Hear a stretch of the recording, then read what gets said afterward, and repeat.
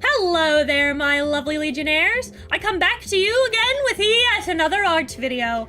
Did you know that there's 216 flavors of KitKats? Yeah, I was a little surprised to find that one out myself, but Japan makes a ton of them. Most of them. Most of them are Japanese. I saw that list, and I had a thought. A little nagging thought. That sure looks like a prompt list to me. So here's the deal. If you weren't here for the original stream series, I've since restarted it for these videos instead. And some of you are thinking, stream series? Videos? What are you talking about? Well, I put all 216 flavors into a spreadsheet by flavor type for the sake of video organization. We're going to go through this list and make our own Dungeons & Dragons characters based on every single one of those 216 flavors. The question might be, though, what kind? Well, I choose the character's race and class completely at random, via our old friend the picker wheel. Mainly so that way we have a nice spicy variety of character types and classes. The only thing I get to pick are their subclasses, mainly so I still get a little bit of control, and that way I can kind of work with the design prompt a little bit more.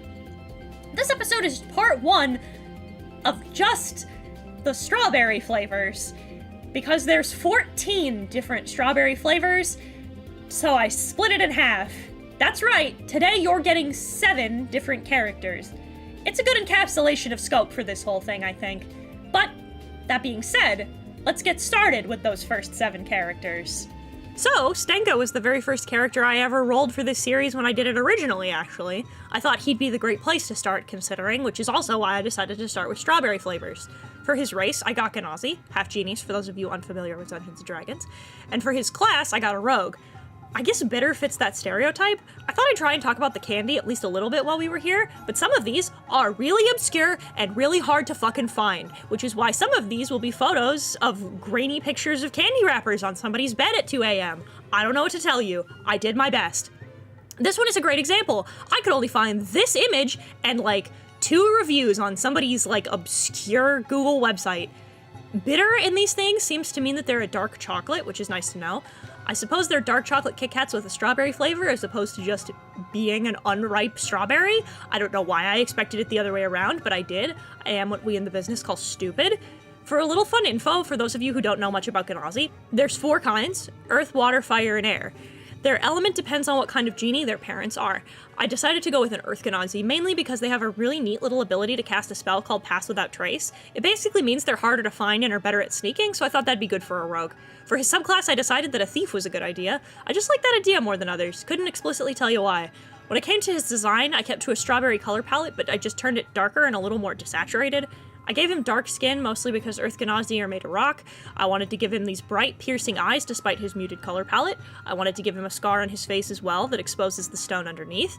I also decided to give my Ganazi rock horns or protrusions due to the scientific phenomenon called "it's fun to draw, fuck you." I thought that these colors he's probably going to be a garnet underneath. I also typically make their hair close to the gem color underneath, mostly because of this weird idea of how they work biologically, but that's a topic for another video. For now, here's your bitter boy. Already out here showing off my anthro chops. Jeez.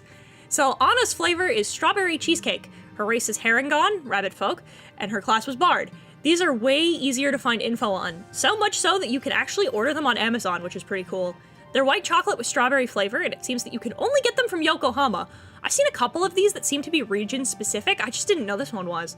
Apparently it's because there is a place for Western influence early on, so it seems like Western desserts like cheesecake are more popular and easier to find in Yokohama. So, Harengon are rabbit people, obviously. They were introduced pretty recently, actually. I think in Mordenkainen's Monsters in the Multiverse.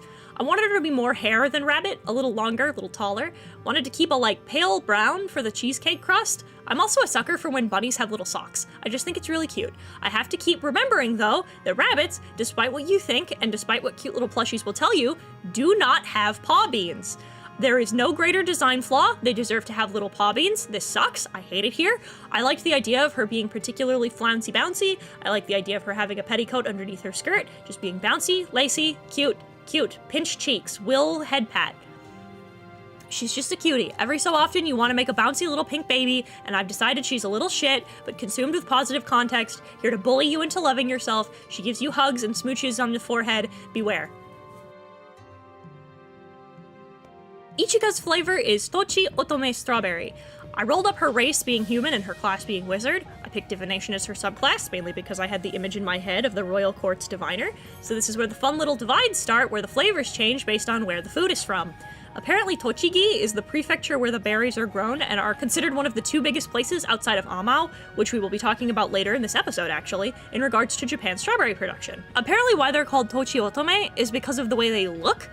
Tochi comes from Tochigi, Otome meaning young girl, so you get this title because they're cute, and they're typically used to decorate cakes rather to be the ones in them. I don't know, I thought that was kinda neat. So Ichika was a fucking nightmare to color when I first drew her. I couldn't balance her out to save my ass because of her hair. I really wanted that orange gradient in her hair because of the orangey red in a strawberry when you cut it in half.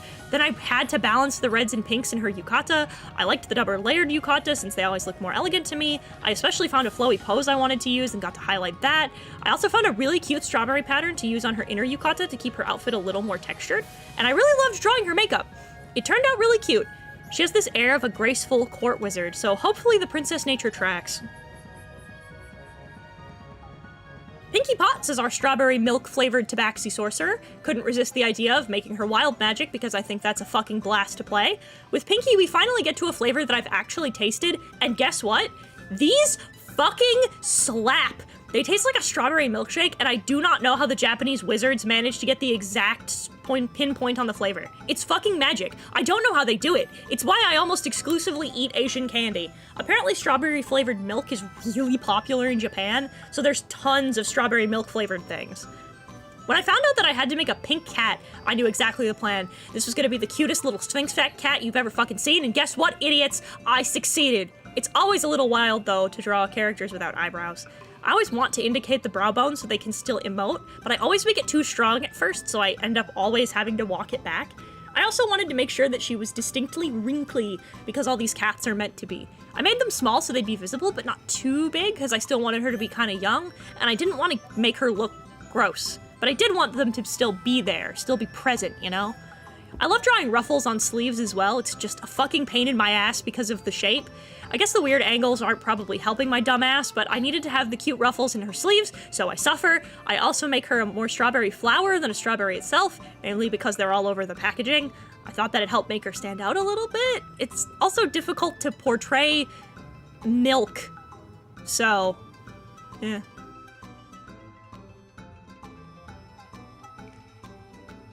Passion is strawberry cake flavored, and we rolled that she would be a Warforged Paladin, which means yes, baby, I get to draw pretty armor!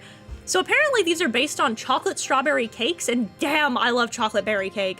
I still have dreams about the raspberry chocolate cake I had for my birthday. God, there was so much sugar in it that I kept having heart palpitations if I ate a whole slice. Fuck. So yeah, something in learning from the cursory research for these videos, strawberry cake is apparently really popular in Japan? I get why. They're really cute. You see them in anime all the time. You got your nice little round cakes decorated with the strawberries all faced up.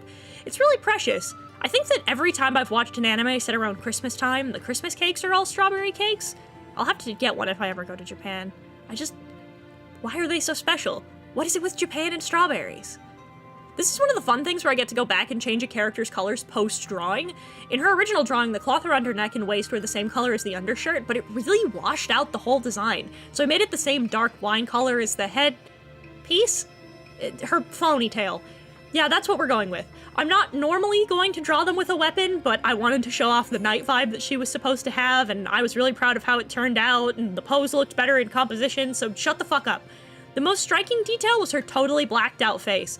This was originally meant to just show that there was a metal mannequin underneath, but in subsequent redraws, she just kind of became a void? I don't know how it works. I'm gonna figure it out in subsequent uses. Who knows? It's magic. Who gives a fuck? Shut up. Ichigo is the Mount Fuji strawberry cheesecake flavor and a human eloquence bard. Yeah, there's more than one kind of strawberry cheesecake. Yes, this one is also location specific. Naturally, these are souvenirs you can get from visiting Mount Fuji. I thought it was a cool detail that the box they come in is shaped like the mountain itself. I tried to find out where you can get these souvenirs in Japan, but it's difficult to locate information about candy that isn't what it tastes like or where you can buy it online, which makes these kind of annoying things to look up. I wanted to see if maybe there was a particular gift shop or a particular store do they just sell them around the Mount Fuji area as souvenirs? I don't know, I think that it's weird how difficult it is to find any kind of information on the candy themselves. Say it again, class! Coloring was painful! I had to change Ichigo's skin tone twice for it to look normal and not be way too yellow. It's fucking irritating. I managed to finally wrangle it into looking normal, and thank fuck. I don't know what it was about her that screamed ballerina to me, but that's where she ended up. I love it for her, but I don't know what about Mount Fuji made me really want to draw a cute ballerina. I don't know, here we are. Take her. Originally, she had a really long braid when I drew her, but then when I drew her short hair up front, I loved it so much, just cropped and fluffy, and then I tried to add it in later and I didn't like it. I like drawing fluffy girls with pixie cuts, leave me alone. I wanted to give her these big round eyes that were Mount Fuji blue, mainly because it draws attention back into her face, but also because I couldn't find a way to tie in the blue that didn't shift her outfit out of looking like cheesecake. This is the only one that makes me a little sad I'm doing waist-ups, but the time I will save will lull me to sleep despite it. Plaudit is the Amao strawberry flavor and got picked to be another Warforged Paladin! Woo! More shiny armor! When we're talking about Ichika, I mentioned that Amao was the other king of Japanese strawberries, so where Tochiotome are the strawberries that go on the cake, these are the ones that typically go in them. They are grown in Fukuoka, so their name doesn't actually come from the location this time, it comes from amai, sweet, marui, round, oki, big, and umai, tasty, all smashed together. They're the most sought-after strawberries for cooking and for baking, and I would like to taste one of each kind so that I can tell the difference, as I am the arbiter because I am the one making this video. Originally, I was going to lean into a chubby, jolly king. When I saw multiple places call them the king of Japanese strawberries, I just thought it'd be cute. But then I saw this old Viking helmet, it activated every neuron, and I knew for sure I was going to have to draw it as a pseudo beard. He ended up looking kind of like a jolly guardsman, and I'm more than okay with that. I decided to make his helmet and pauldrons strawberry-shaped and cover them in little studs to look like strawberry seeds. I picture he talks like Santa and watches the village children while their parents work and provides them candies that he pulls out of his face because he thinks it's funny. The old gent is a friend and a pal. He is what we in the industry like to call shaped like a friend. I also realized while writing the script that he is strawberry-shaped, so yes, I am a master of shape language. I did that on purpose, and I'm choosing to take the credit for it, because I totally did it on purpose.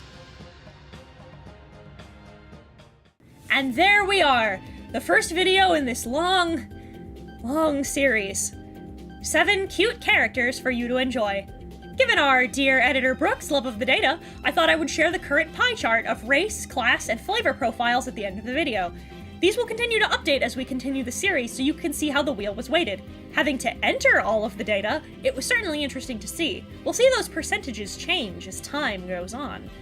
For now, I will also gesture down to the description, where you'll find a link to all of my socials. Things like my Twitter, where all the finished art will be posted, my commission information if you want to purchase some of my art for yourself, my Twitch, where I stream 4 days a week, and my Ko-Fi, where if you donate $10 a month, you can see all of the artwork as it comes out, as opposed to having to wait for the videos or waiting to see it on Twitter. And a link for our lovely editor, Bubbling Brook. So for now, have a good day, and I'll see you all in the next one. Goodbye!